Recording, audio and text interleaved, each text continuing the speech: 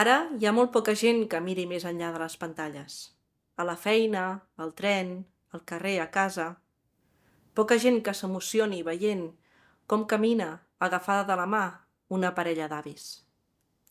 Poca gent que es pari a contemplar uns segons una branca d'un arbre que tremola amb el vent o que senti alegria amb el somriure d'un nen. Poca gent que et miri als ulls encara que sigui un instant. Poca gent que et parli encara que et tingui davant. Poca que somni desperta i que s'atreveixi a riure sense motiu. Poca que es doni temps de gaudir de com canvia la llum el color dels teus cabells. Poca gent que hagi vist néixer la lluna sobre el mar rere un cel rogent.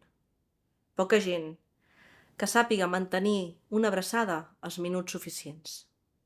Poca gent que senti que el món està viu i batega i que, malgrat sigui conscient de l'infern que hem creat a la terra, vegi un bri d'esperança i el faci créixer.